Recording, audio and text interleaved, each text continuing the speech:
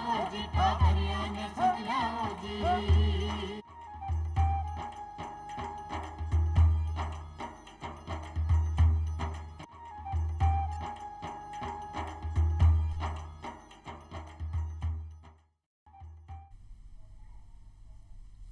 राम राम सा चौपाल देखने वाला सगला दर्शक भाई बहनों को बहुत बहुत स्वागत है। दर्शक भाई बहनों, आज आप किसान भाइयों के लिए विशेष कार्यक्रम ले रहे हैं जिया कि आप देखा कि अपना किसान भाई है वह बहुत मेहनत करे है अपनी फसल या अपनी अच्छी पैदावार के लिए पूरी कोशिश करे। जो भी वह कोशिश कर सके है अपनी यथाशक्ति वह सारी कोशिशें करे कि अब हमें पैदावार अच्छी मिल सके। कीटनाशक को प्रयोग हो चाहे खाद को प्रयोग हो यूरिया को प्रयोग हो, बस सारा प्रयोग करे ताकि वह अच्छी पैदावार मिल सके। और इस चक्कर में कई बार हुआ है कि आ चीज़ों को या यूरिया को कहूँ विशेष रूप से तो अंधाधुंध प्रयोग हो रहे हैं। तो ये अंधाधुंध प्रयोग ने रोकने के लिए नवाचार आयो है एक जो इफ्को के द्वारा लाया गया है और वो नैनो तकनीक है।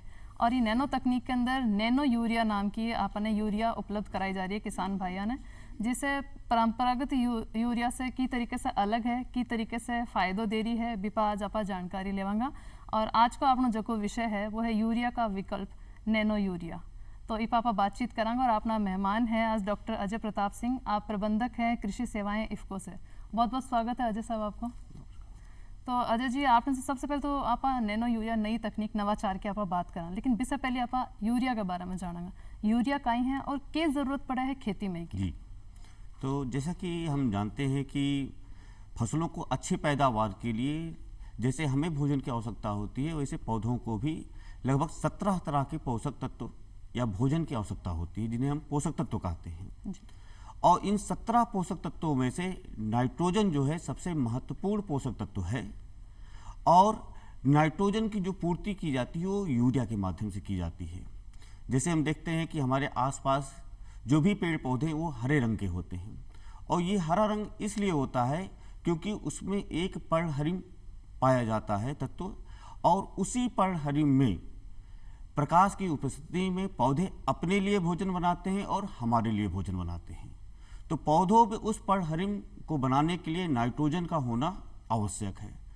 अगर नाइट्रोजन नहीं हम पौधों को देते हैं तो वो पर्णहरिम नहीं बन पाता है और पर्णहरिम नहीं बनेगा तो भोजन नहीं बन सकता है। तो हम समझ सकते हैं कि नाइट्रोजन कितना महत्वपूर्ण पोषक तत्व है फसलों के लिए, क्योंकि अगर पौधे भोजन नहीं बनाएंगे तो ना पौधों को भोजन मिल पाएगा ना हमें मिल पाएगा और इस सृष्टि पे कोई भी चीज़ जीवित नहीं रहेगी। और इस भोजन बनने के लिए प्रकाश संश्लेषण होने की क्रिया आवश्यक है और उसके लिए नाइट्रोजन देना जरूरी है। और इस नाइट्रोजन देने के लिए सबसे प्रमुख स्रोत है यूरिया।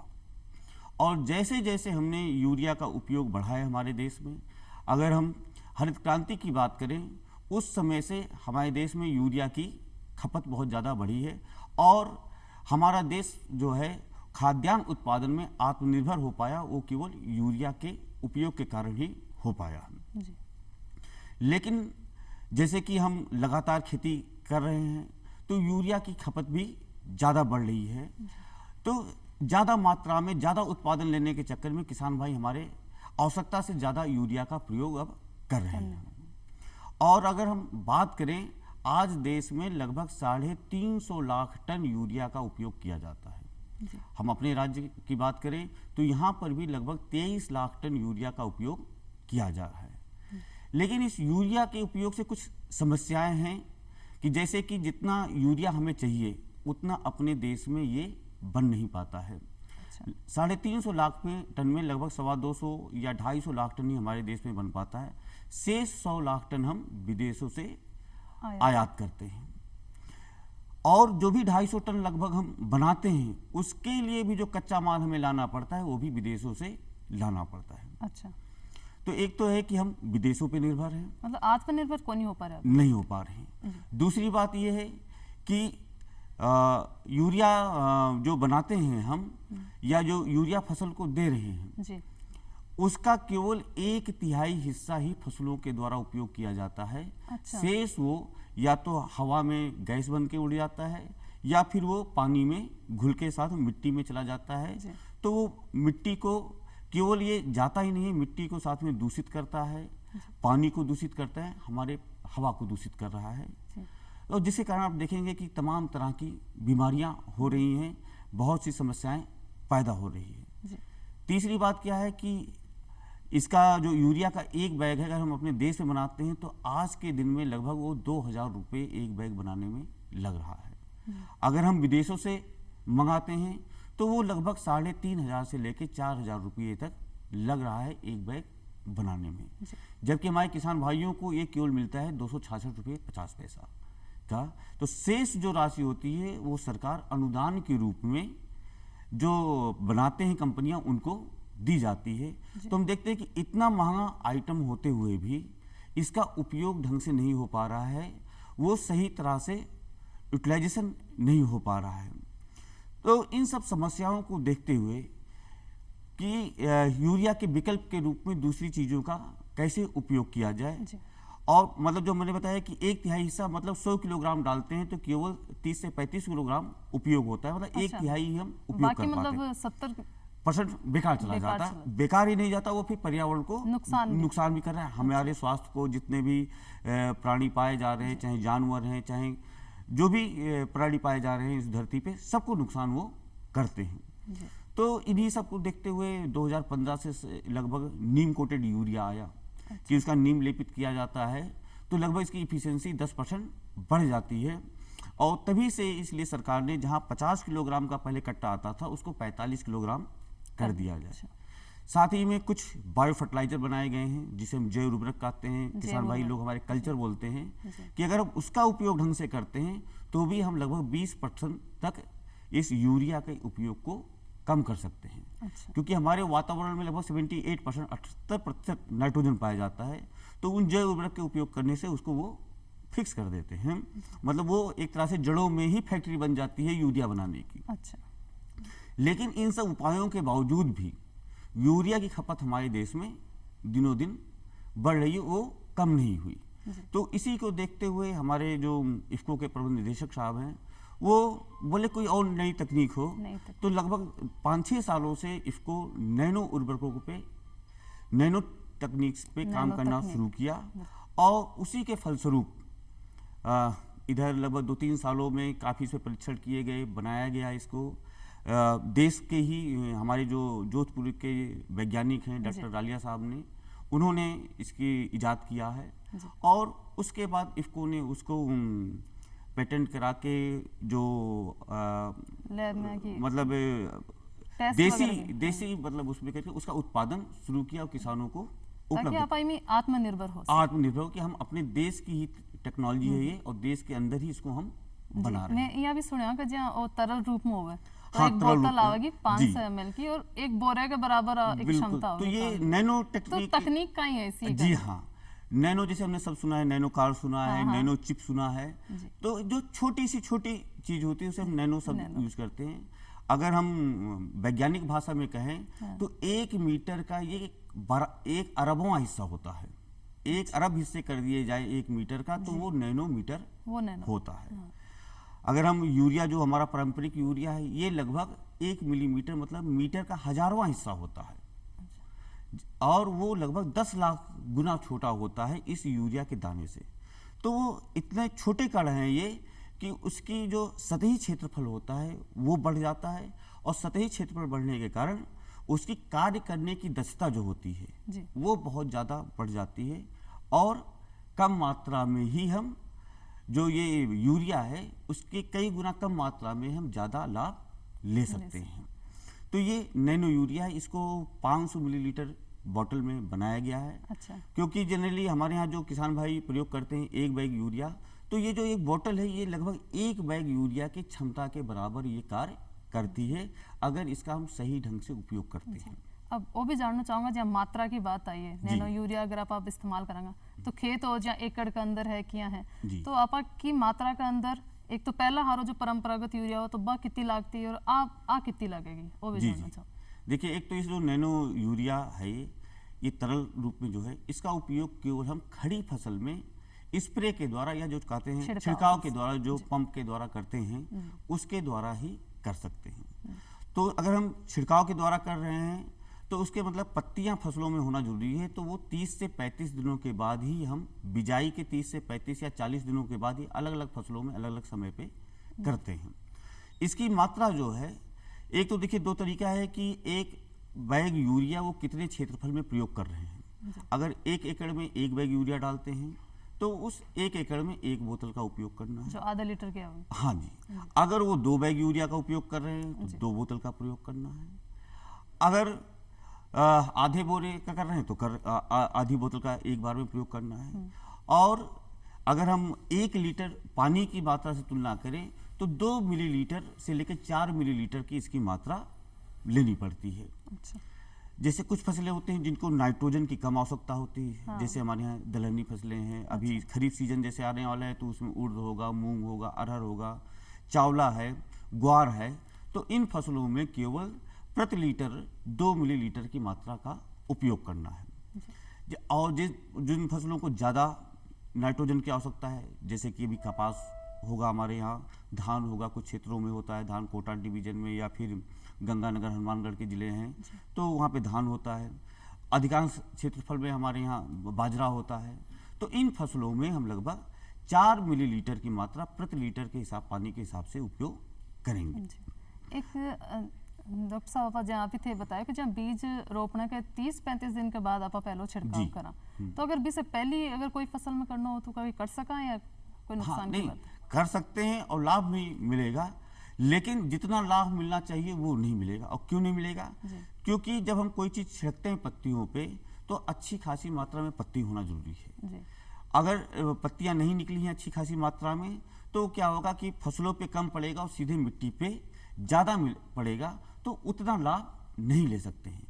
लेकिन कुछ फसलें जैसे सब्जियां होती हैं या हम कहें जैसे कद्दू है, खीरा है, लौकी है या दलहनी फसलें हैं जिनकी पत्तियां चौड़ी होती हैं। अच्छा। और वहीं बात करें हम लहसुन की, प्याज की, धान की, गेहूं, उनकी पत्तियां पतली होती हैं। अच्छा। तो जिनकी चौड़ी पत्तियां हैं उनको हम 25 से 30 दिन पे भी स्प्रे कर सकते हैं। और जिनकी पतली पत्तियां हैं उनमें हम 35 से 40 दिनों पे इसका उपयोग करते हैं, तो हमें ज़्यादा लाभ मिलेगा। तो मतलब हर तरह की फसल पर आप इन्हें इस्तेमाल कर सकें? क्योंकि नाइट्रोजन जो है या यूरिया का उपयोग हम लगभग सभी फसलों में करते हैं। अच्छा। कोई भी खेती, क्योंकि मैं बताया कि प्रकाश संश्लेषण क्रिया के लिए नाइट्रोजन की आवश्यकता है और नाइट्रोजन के लिए यूरिया देना, तो सभी फसलों को नाइट्रोजन की आवश्यकता है। इसलिए हम नैनो यूरिया का उपयोग सभी फसलें, चाहे वो सब्जी वाली फसल हो, चाहे फलदार हमारे जो अपने यहाँ अमरूद होता है, अनार होता है, संतरा होता है, किन्नू होता है, इन सारी फसलों में कर सकते हैं।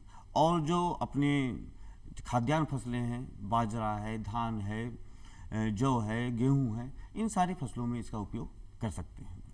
जी। तो एक तो आप बात की करें तो इस्तेमाल अगर पूरी तरीके से जाना तो की तरीके से स्प्रे करना, कितना पानी मिलाना है, जी हाँ, इस्तेमाल कहीं तो जैसे मात्रा हमने पहले बताया कि 2 मिलीलीटर से 4 मिलीलीटर प्रति लीटर के हिसाब से 1 लीटर में 2 से 4 और 1 एकड़ की जमीन है। अच्छा। तो वो एक तो फसल अवस्था पे डिपेंड करता है, लेकिन हम 125 लीटर पानी हमें कम से कम लेना चाहिए। किसान भाइयों की बात करें कि जो टंकी होती है वो 15 लीटर की होती है, 15 से 16, तो 8 टंकी कम से कम पानी उनको 1 एकड़ के लिए उपयोग करना चाहिए। और इसकी एक खासियत और है कि इसको हम किसी भी जो अक्सर जो दवा का उपयोग करते हैं, इंसेक्टिसाइड है, पेस्टिसाइड है, हाँ। तो उनके साथ मिला के उपयोग कर सकते हैं। अच्छा। या जल विलेय उर्वरक आता है, 7% जल विलेय उर्वरक आजकल हमारे किसान भाई बहुत कर रहे हैं, जैसे 1744 है, 18-18-18 है, 19-19-19 है, तो उनके साथ भी मिला के हम इसका स्प्रे कर सकते हैं। और हम लाभ इसका अलग से हमें मतलब स्प्रे करने की, इस पर खर्चा करने की जरूरत नहीं है। तो आने भी की अनुपात में मिला जाए, कोई कीटनाशी अलग से डाल रहे हैं, कोई टेस्ट को करना कभी अब वो सही लिक्विड बन गया आपनों पे नहीं है कहीं। एक टेस्ट कहते हैं जार टेस्ट। तो जार टेस्ट ऐसा कुछ नहीं है कि सिंपल किसी भी बर्तन में 1 लीटर पानी ले लें वो, और 1 लीटर पानी में जैसे मैंने बताया 2 से 4 मिलीलीटर, तो 4 मिलीलीटर मात्रा नैनो यूरिया का मिला लें। और साथ में वो जो भी दवा मिलाना चाहते हैं या जो भी जल विलेय उर्वरक मिलाना चाहते हैं 1 लीटर के हिसाब से। अब जैसे कोई दवा 2 मिलीलीटर मिलाना है या 4 मिलीलीटर या 2 ग्राम, 4 ग्राम, जैसे जल विलेय उर्वरक हम 10 ग्राम मिलाते हैं 1 लीटर में, तो उतनी मात्रा उसमें मिला लें। एक डंडी से हिला के देख लें। अगर वो अच्छी तरह से मिल जाता है, उसमें दही की तरह या कोई अवक्षेप नहीं बनता है, अच्छा, मतलब हाँ जो दही की तरह फट जाता है जैसे, वो नहीं होता है, तो हम आराम से उसका स्प्रे कर सकते हैं। एक बात का और ध्यान रखें किसान भाई कि जब पंप में अक्सर वो पहले दवा डाल देते हैं, अच्छा, और फिर पानी डालते हैं। हाँ। तो कभी भी दो चीजें अगर एक साथ स्प्रे करते जी। हैं तो पहले आधा टंकी वो पानी भर लें, अच्छा। उसमें पहले जो दवा मिलाना चाहते हैं टंकी के हिसाब से उस टंकी का जो भी डोज हो कि 30 ग्राम 40 ग्राम टंकी मिला लें, उसको डंडी से हिला के मिला दें। फिर टंकी के हिसाब से जैसे 60 ml या 30 ml हमारा ये नैनो यूरिया डालना है तो उसको मिला लें। अगर वो पानी में मिलाएंगे तो कभी नहीं फटेगा। अगर सीधे बिना पानी डालेगा सीधे दोनों दवा डाल दिए जी जी। तो वो कोई भी चीज़ हो जनरली फटने की संभावना रहती है। अच्छा। तो अगर आधी टंकी ले लें, दोनों चीज़ें मिला लें, फिर पूरी पानी भर लें और उसके बाद वो स्प्रे करें तो कभी भी उनका नुकसान नहीं हो। बिल्कुल, आप बहुत एक ध्यान रखना वाली बात मन लगी कि दर्शक भाई बहन, आप जब भी कोई वो लिक्विड अपने नैनो यूरिया मिला रहे हो तो वो पहले नहीं डाल के पहले आधी टंकी आप पानी से भरो और बी के बाद वो लिक्विड जो भी थान डालना है वो बाद में डालो, है ना, और फिर आधो पानी वापस भर लो भी के अंदर। एक आज चीज़ का छिड़काव कर रहा हूँ, रसायन तो है ये एक तरीके से, तो एक सावधानियां कहीं आपने किसान भाइयाना रखनी है इस्तेमाल करते वक्त। जी जी जी, देखिए कि हम कोई भी चीज़ अगर स्प्रे कर रहे हैं तो उसमें दो चीज़ का, एक तो हमें दस्ताने पहनना चाहिए, आँख पे चश्मा जरूर पहनना चाहिए, गोगल, मतलब क्योंकि सबसे हमारा सेंसिटिव पार्ट पूरे बॉडी में आँख है, बहुत नाजुक, तो चश्मा जरूर पहनना चाहिए। फुल बांह का शर्ट पहन लें, फुल पैंट पहने रहें, तो क्योंकि देखिए ये केमिकल हैं, वैसे इसके सारे टेस्ट किए गए हैं, इससे कोई भी नुकसान आज तक जितने भी सरकार ने बनाए हैं वो सारे टेस्ट किए गए, कोई भी किसी तरह का नुकसान नहीं है। लेकिन जैसे कभी कभी तेज हवा चल जाती है और वो शरीर के ऊपर आ जा रहा है तो कोई भी चीज जनरली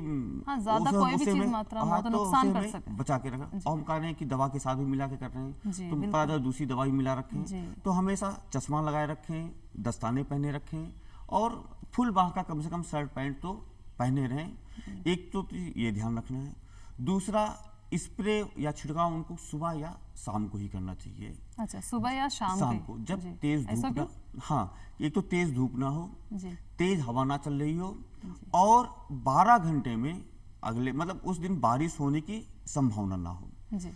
अब उसमें भी ध्यान देखना कि ओस भी सूख गई हो, मान लीजिए ठंडी के मौसम जनवरी दिसंबर का महीना है, तो ओस ना हो।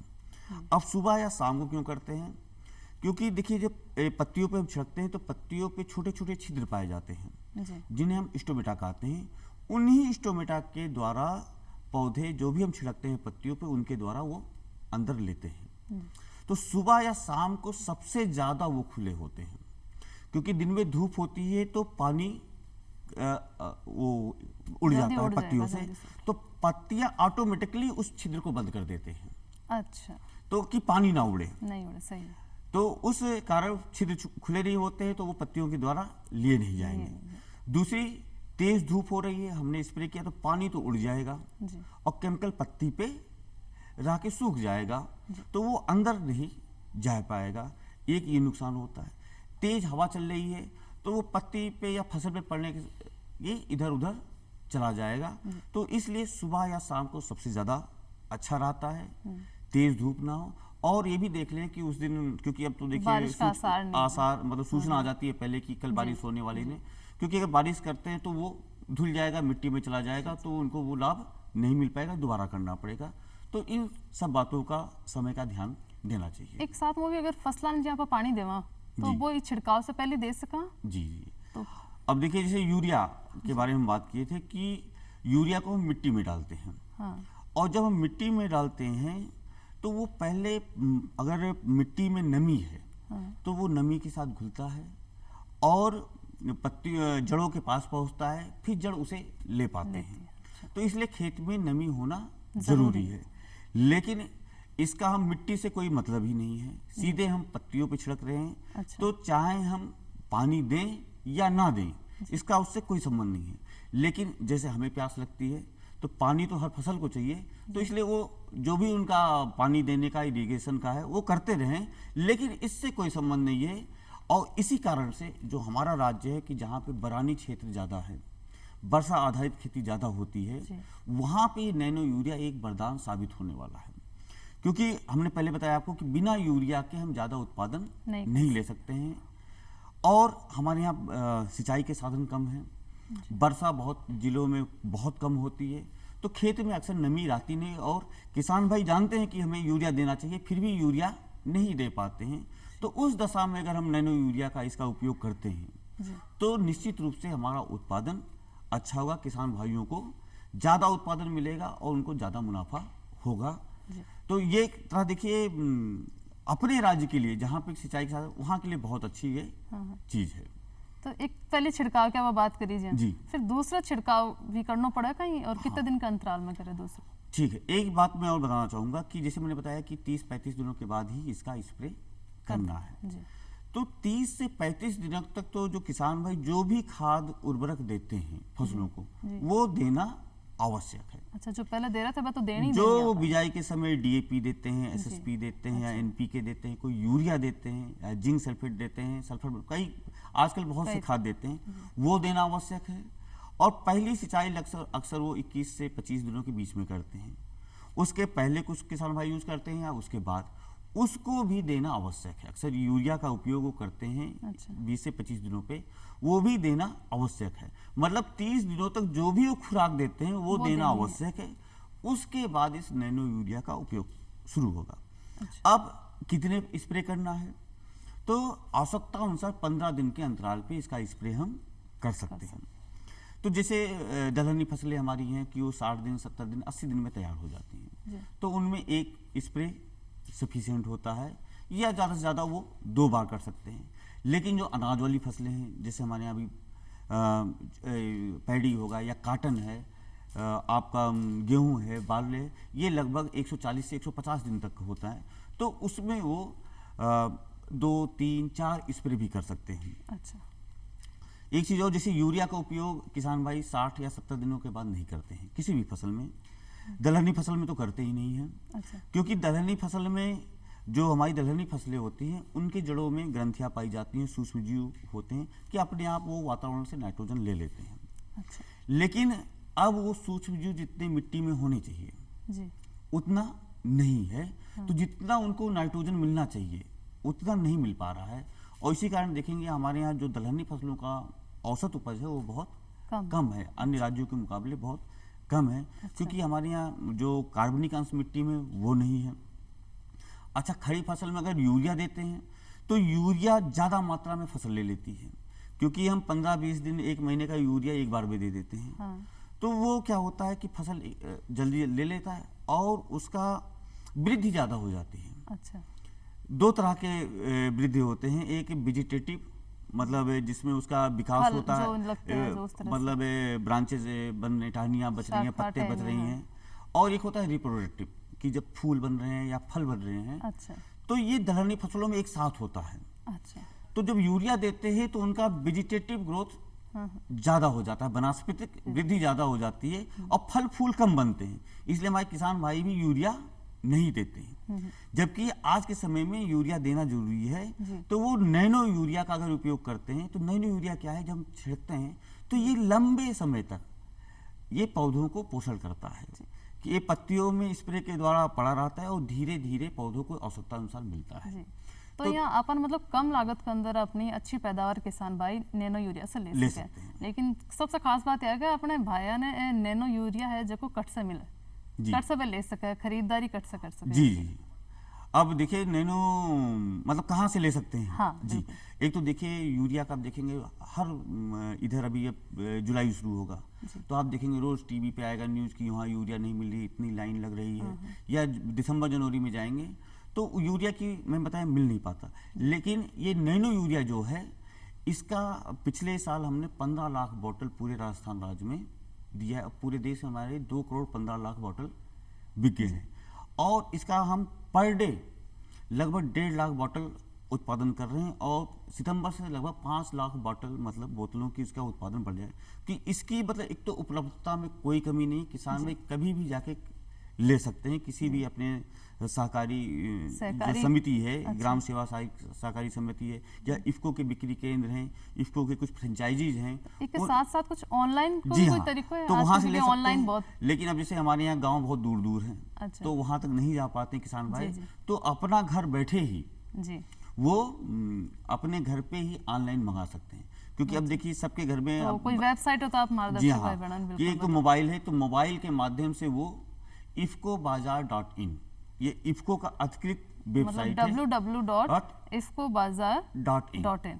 इस पे जाके वो जी ऑनलाइन ऑर्डर कर सकते हैं। तो पहली बार उनको क्या होगा कि अपना एक बार पहली बार रजिस्ट्रेशन करना पड़ेगा। जी जी। अपना नाम गांव पता, क्योंकि वो आएगा तो कहाँ आएगा, तो उसमें पता भी बताना पड़ेगा। तो वो लिंक में जो जो जानकारी भी मांगेगा तो आपने भरनी और पड़ेगी। उसमें मोबाइल बिल्कुल। नंबर डालना जरूरी है। अजय जी, समय थोड़ा कम है, आप ना इजाजत कौन दे रहा और जानकारी, लेकिन फिर भी आप बहुत खास जानकारी इससे संबंधित ली। हाँ डॉक्टर अजय जी, आप आया, इतनी अच्छी जानकारी हमारे दर्शक भाई बहनों ने दी, तो एक लिए एक तो बहुत बहुत धन्यवाद आपको। तो दर्शक भाई बहनों, आप फिर मिलांगा एक नए विषय के साथ। जब तक तो इजाजत, राम राम सा।